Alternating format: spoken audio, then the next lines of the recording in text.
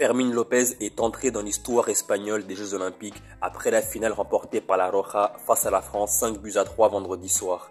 Il a inscrit 6 buts au total dans la compétition, dont un doublé en finale contre la France, ce qui fait de lui le premier joueur de la sélection espagnole à inscrire 6 buts dans une édition des Jeux Olympiques de football masculin. Et pour le récompenser de sa progression, le Barça souhaite absolument prolonger son contrat en lui accordant un salaire beaucoup plus important selon les informations de la presse catalane. Actuellement, sous contrat jusqu'en juin 2027, Fermín dispose d'une clause libératoire fixée à 400 millions d'euros et il veut absolument rester au Barça.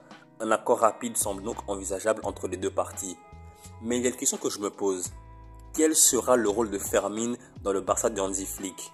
Et comme on le sait tous, si Fermín López est au Barça aujourd'hui en équipe première, c'est avant tout grâce à Xavi. En 2022-2023, il avait été prêté en 3e division espagnole au Deportivo Linares. Il avait brillé là-bas et résultat, Xavi avait absolument tenu à le tester en pré-saison aux États-Unis la saison dernière. Résultat, Fermín a bluffé tout le monde. Il a été incroyable, notamment face au Real Madrid où il marque un but incroyable. Et au résultat, Xavi l'a maintenu en équipe première. Et au final, Fermín a été l'un des meilleurs joueurs du Barça cette saison avec Gundogan et Lamine Yamal. En tout cas pour moi, top 3 des joueurs du Barça la saison dernière avec Lamine Yamal et Gundogan comme je viens de le dire. Résultat, il a été convoqué avec la Roja pour l'Euro, qu'il a remporté d'ailleurs, et ensuite il a enchaîné avec les Jeux Olympiques qu'il a remporté en finissant MVP.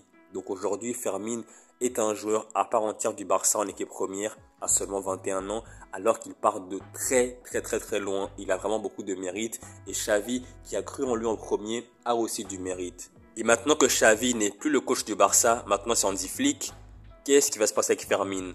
D'autant plus qu'on sait que la concurrence aujourd'hui est incroyable au Barça.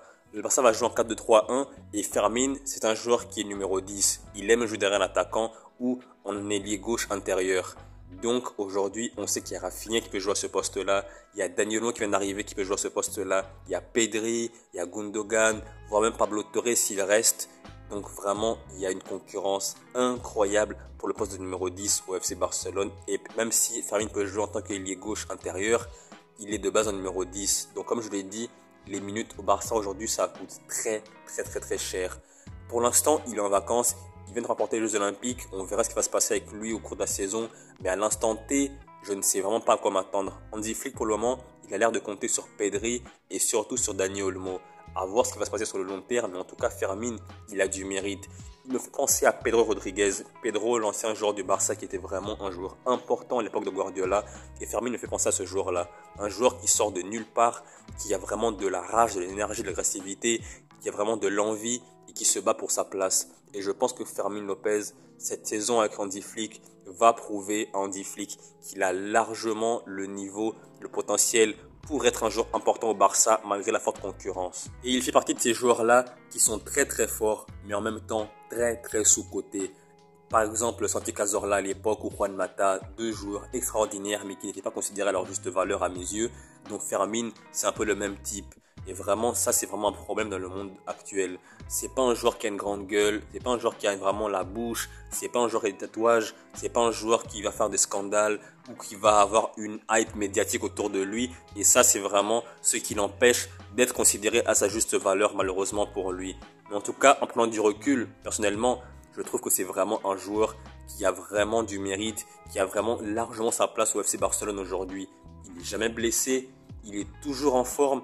À l'entraînement, ça se passe bien apparemment. Et en match, il répond toujours présent. Et comme je l'ai dit il y a une minute, avec Gundogan et Lamine Yamal, pour moi, même s'il n'a pas été titulaire indiscutable au Barça, l'année dernière avec Xavi, il a été vraiment l'un des 3 meilleurs joueurs du Barça de la saison, très clairement. Et quand je dis que Fermín est sous-coté, c'est dans le sens où dans la presse, et même chez les supporters neutres ou du Barça, il n'est pas forcément mis en avant. Rares sont ceux qui mettent en avant Fermín. En tout cas, dans la presse espagnole, il a remporté les Jeux Olympiques, il a fini MVP de la finale, il a été meilleur buteur du tournoi, mais au final, on ne l'a même pas mis en avant. Les Espagnols ont mis en avant le collectif espagnol, le coach, mais Fermín en tant que tel, on ne l'a même pas mis en avant. Et mais si c'était par exemple Henrik, c'est un exemple isolé. Disons qu'Henrik avait été espagnol et qu'il avait remporté les Jeux Olympiques à 17 ans en étant meilleur buteur du tournoi et en mettant 2 buts en finale.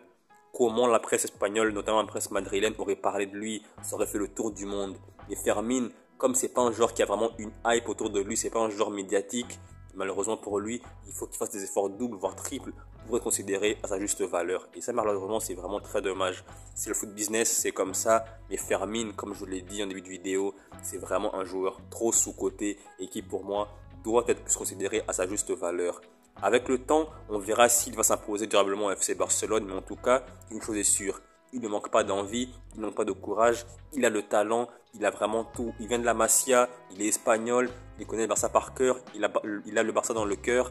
Donc vraiment, avoir un tel joueur dans son effectif pour le Barça, c'est vraiment une bénédiction. Et malgré le fait d'avoir joué toute la saison avec le Barça, enchaîné avec l'Euro et les Jeux Olympiques, il a demandé à écouter ses vacances pour être à disposition d'Hansi Flick dès le match du week-end prochain face à Valence pour le début de la Liga.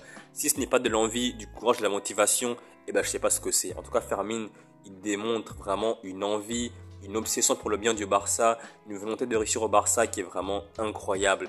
Mais après, quand je vois ce qui s'est passé avec Pedri il y a 2 ans, avec ses blessures qui se sont accumulées, qui ont été chroniques, je pense que Fermin Lopez, c'est mieux de le reposer, qu'il revienne peut-être même en septembre en forme à 100% avec le Barça, parce que j'ai pas envie qu'il y ait un nouveau cas Pedri, un Pedri 2.0 avec Fermin, parce que vraiment, comme je l'ai dit, il a joué beaucoup de matchs cette saison avec le Barça et avec l'Espagne. Seul le temps nous dira si au final, Fermin Lopez sera un joueur important du Barça d'Hansi Flick. En tout cas, pour l'instant, sur le court terme, il est en vacances, on l'attend de pied ferme. J'espère qu'à son retour, il sera en forme et qu'il pourra enchaîner une nouvelle saison de très haut niveau. Mais en tout cas, une chose est sûre, la concurrence au Barça, elle est saine. Il y a beaucoup de joueurs de classe mondiale au même poste et c'est vraiment très bon pour le FC Barcelone. Ça va pousser tous les joueurs à performer à un plus haut niveau. Et Fermin, comme on le sait tous, c'est vraiment un joueur de premier plan qui ne rechigne pas à faire des efforts et à briller pour le Barça. Donc voilà, c'est la fin de la vidéo. J'espère que vous avez aimé la vidéo et n'hésitez surtout pas à donner votre point de vue sur Fermin. Est-il trop sous-coté? Sera-t-il important pour le Barça d'Hansi Flick? Comme je l'ai dit, n'hésitez surtout pas à donner votre point de vue dans la section commentaire. Donc voilà, salut et à la prochaine.